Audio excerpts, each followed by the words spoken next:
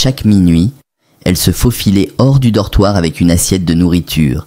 Elle se dirigeait vers la salle de bain. Après environ 30 minutes, elle revenait sur la pointe des pieds, se glissait silencieusement dans son lit et tirait la couverture sur elle. Je sais que vous devez vous demander pourquoi elle allait chaque minuit dans la salle de bain avec une assiette de nourriture.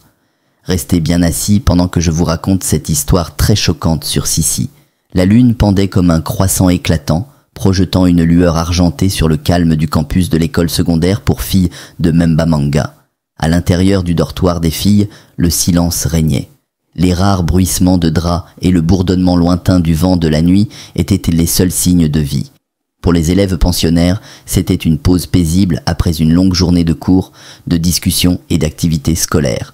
Cependant, il y avait une fille qui n'était jamais tout à fait tranquille quand la nuit tombait. Cette fille, c'était Sissi. Sissi était un mystère. Elle était grande, très mince, avec une silhouette frêle qui semblait osciller comme si le vent pouvait l'emporter. Et pourtant, elle consommait plus de nourriture que quiconque à l'école. À l'heure du déjeuner, alors que la plupart des élèves se contentaient d'une ou deux portions, Sissi retournait à la cantine pour une 3e et parfois même une 4e portion. C'était devenu une plaisanterie parmi les élèves.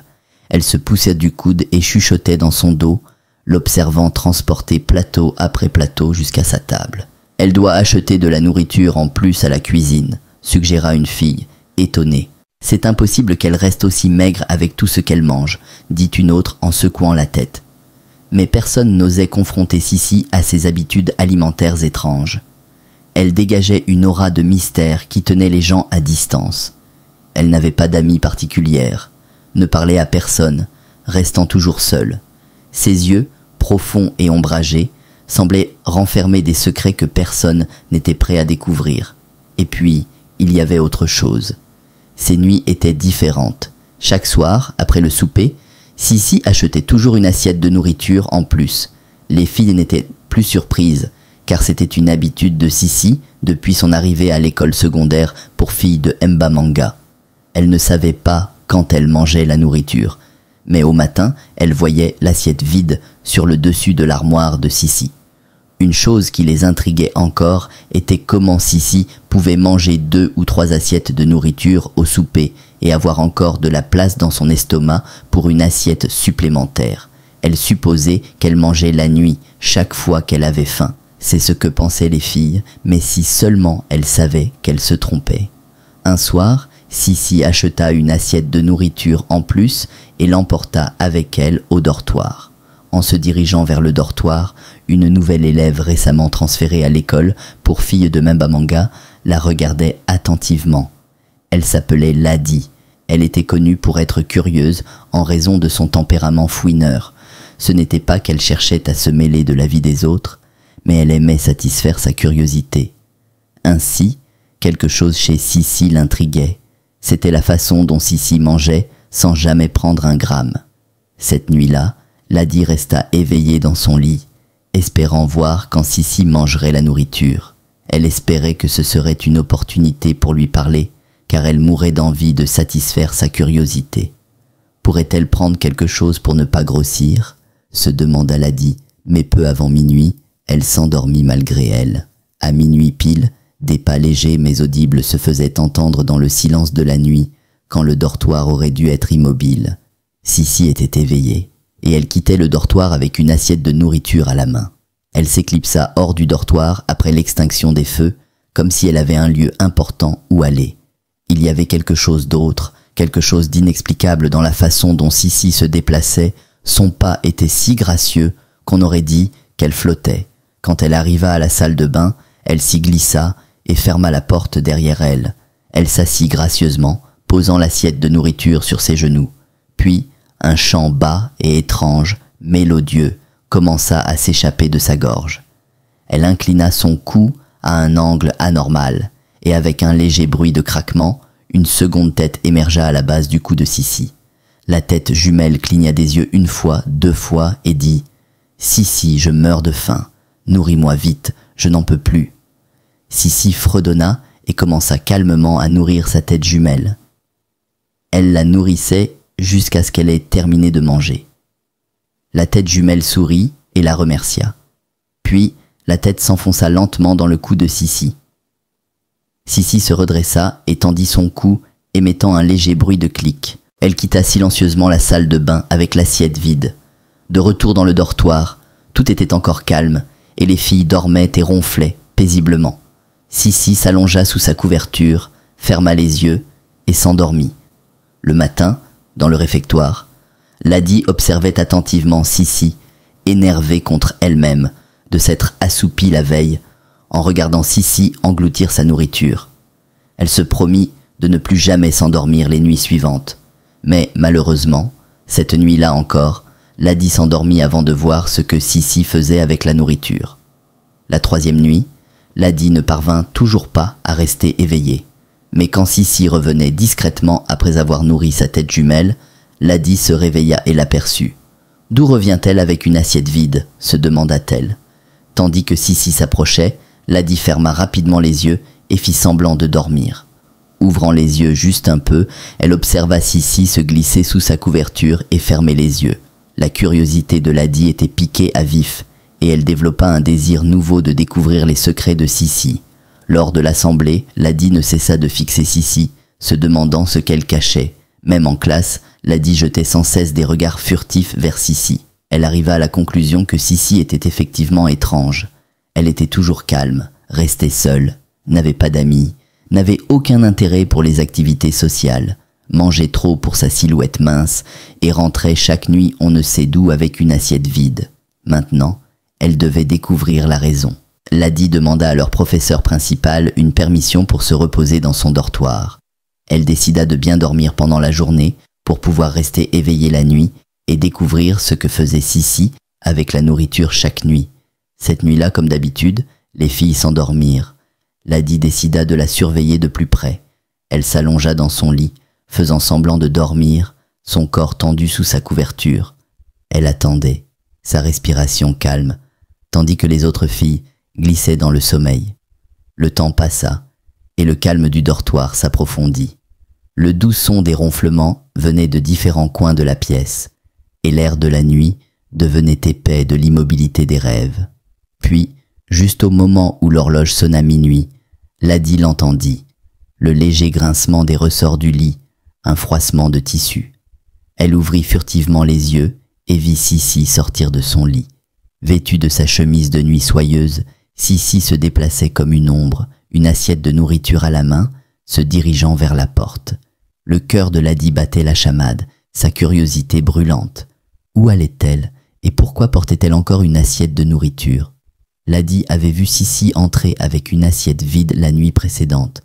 Maintenant, son soupçon s'intensifiait. Elle observa Sissi sortir du dortoir sur la pointe des pieds, sa silhouette à peine éclairée par la pâle lumière de la lune filtrant à travers les fenêtres.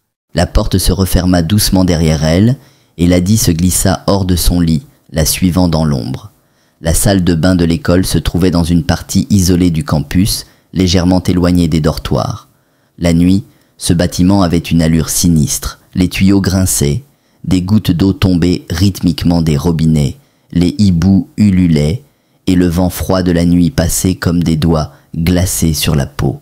Ladi suivit Sissi discrètement, son cœur battant dans sa poitrine. La nuit était étrangement calme, mis à part le bruit de ses propres pas et le ululement occasionnel d'un hibou. Elle resta à bonne distance derrière Sissi, prenant soin de ne pas faire de bruit. La porte de la salle de bain grinça en s'ouvrant et Sissi disparut à l'intérieur. Ladi hésita, la peur la paralysant. Que faisait-elle ici? Qui allait-elle rencontrer? Elle ne pouvait se défaire de l'impression qu'un événement terrible allait se produire. Mais sa curiosité avait dépassé le point de non-retour. Elle s'avança doucement, se glissant jusqu'à la porte entr'ouverte, son souffle court, l'attente la rongeant. Ladi resta figée. Sissi était assise dans la salle de bain, mais elle n'était pas seule.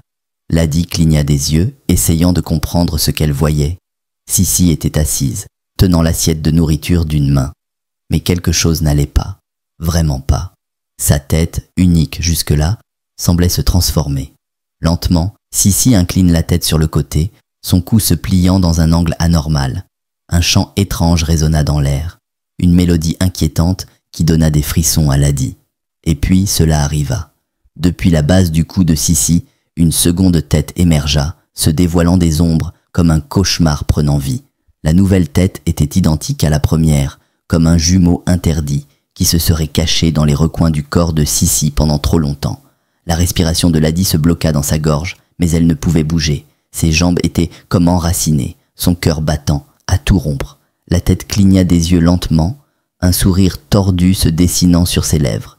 La tête originale de Sissi, celle que Ladi connaissait depuis des mois, sourit aussi, un sourire plus terrifiant que tout ce que Ladi avait jamais vu. Puis, Sissi commença à nourrir sa tête jumelle.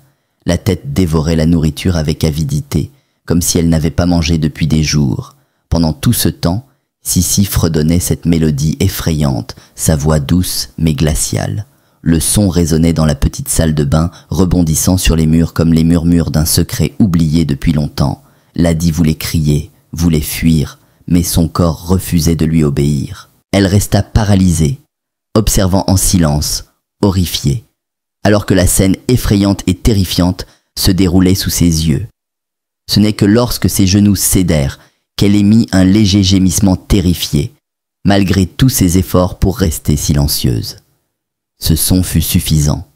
Les deux têtes de Sissi tournèrent en même temps vers la porte, leurs regards se posant sur la fente où Ladi se tenait accroupie. Pendant un long moment, il n'y eut que le silence. Le cœur de Ladi s'arrêta, son esprit envahi par la terreur.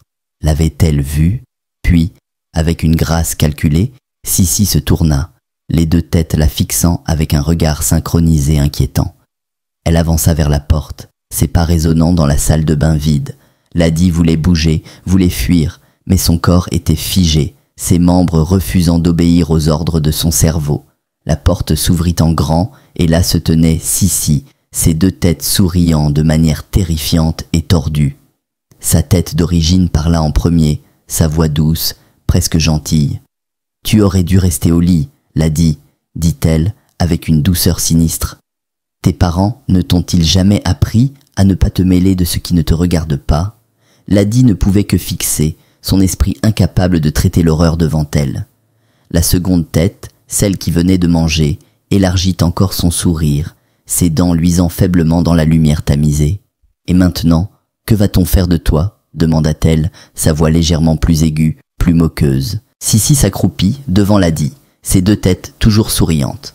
Elle tendit la main et posa doucement sa main sur l'épaule tremblante de Ladi. « Tu vas faire comme si rien ne s'était passé, » murmura-t-elle, sa voix douce comme de la soie. « Tu vas considérer cela comme un mauvais rêve et demain matin, tout aura disparu. » Les lèvres de Ladi tremblaient, mais aucun son ne sortit.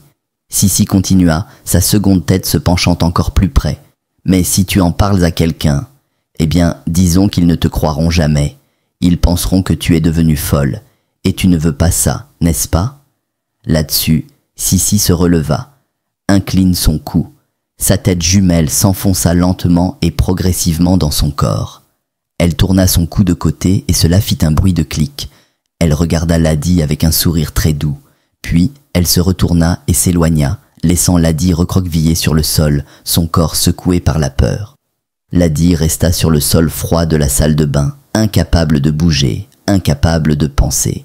La seule chose qu'elle pouvait entendre était l'écho lointain de la mélodie étrange de Sissi, flottant dans l'air comme une berceuse hantée. Dans les jours qui suivirent, Ladi essaya d'oublier ce qu'elle avait vu. Elle tenta de se convaincre que ce n'était qu'un cauchemar, le fruit de son imagination débordante. Mais chaque fois qu'elle voyait Sissi à la cantine, empilant son assiette de nourriture, ces terribles souvenirs revenaient en elle. Sissi se retournait toujours et lui souriait, et Ladi frissonnait de tout son être. Elle regretta amèrement d'avoir suivi Sissi cette nuit-là. Elle aurait dû se mêler de ses affaires. Qui aurait pu imaginer que Sissi n'était pas humaine, mais une créature dont elle ignorait l'existence et qui hanterait son esprit pour longtemps. Fin.